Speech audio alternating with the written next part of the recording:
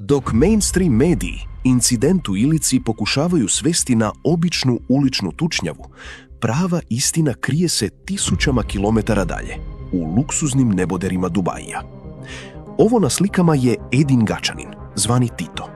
Čovjek kojeg je DEA proglasila jednim od najvećih narkobosova svijeta. Njegovo uhićenje u Dubaju razotkrilo je kako funkcionira moderni superkartel. Ali Tito je samo vrh piramide. Dubaj nije samo utočište za narkobose, već glavni logistički centar za najmračniju operaciju današnjice – pranje novca i trgovinu ljudima. Ista ruta kojom putuju tone kokaina danas služi za transport modernog roblja iz Azije, preko Bliskog istoka, direktno na Balkan.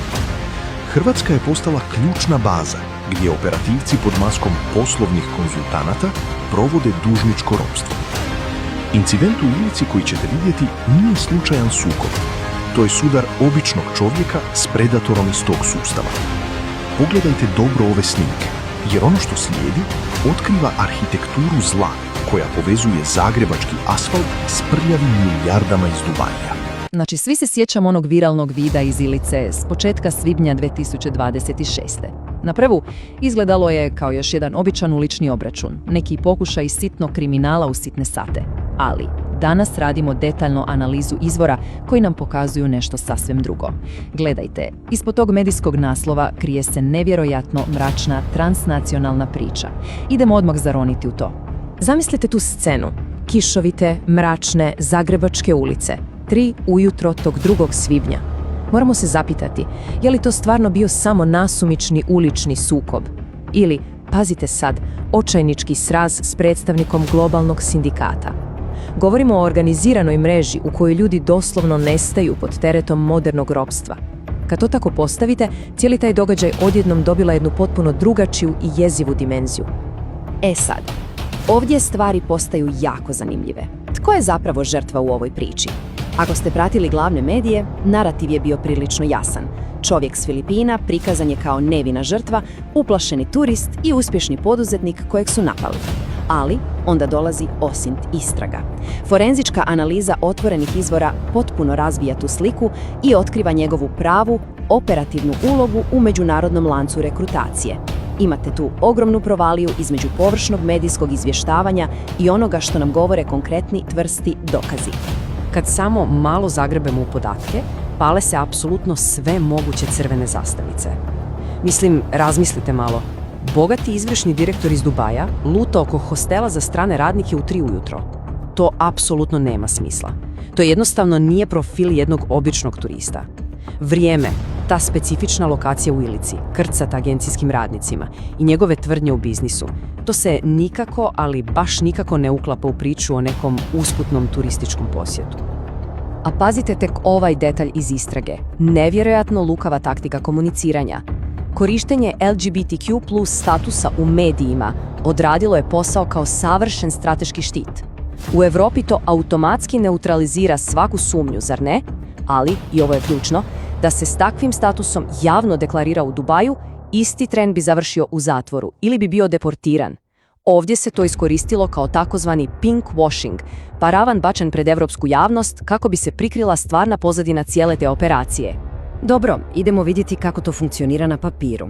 Iza neke generičke web stranice i onog fleksideska u nekoj slobodnoj zoni zapravo stoji vrhunski organiziran paravan za uvoz radne snage.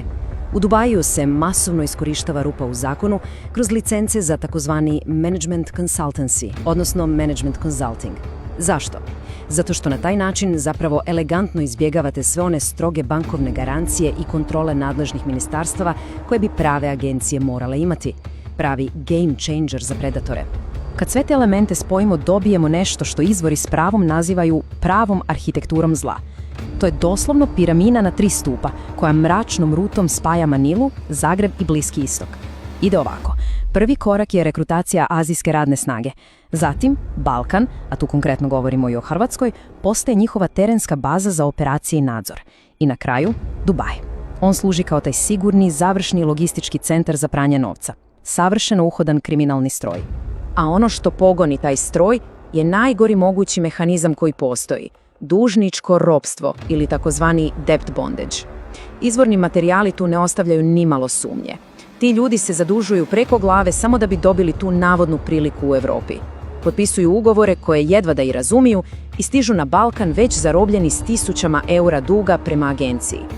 Znači, taj gigantski dug ih pretvara u nečije doslovno vlasništvo. Nema otpora, osigurana je apsolutna kontrola. Zastrašujuće. Tu se priča opet vraća na onu noć u Ilici. Sve ovo savršeno objašnjava što je taj operativac zapravo radio vani u 3 ujutro. Čovjek očito nije bio u noćnom razgledavanju grada. On je obavljao posao takozvanog terenskog inspektora. Što to znači na terenu? To znači oduzimanje putovnica pod izlikom neke sigurnosti, praćenje gdje i kako ti ljudi žive da ne bi procurile informacije, brzo gušenje svakog neposluša i naravno nalaženje novih ugostitelja kojima treba jeftina radna snaga. On je tamo doslovno održavao red u tom brutalnom sustavu. Sljedeći dio ove analize fokusira se na praćenje nezakonitih financijskih tokova. Da bismo uopće shvatili skalu ovoga, idemo pogledati podatke globalne inicijative protiv transnacionalnog organiziranog kriminala, poznate kao GTOX. Oni detaljno opisuju kako se peru ti ogromni novci.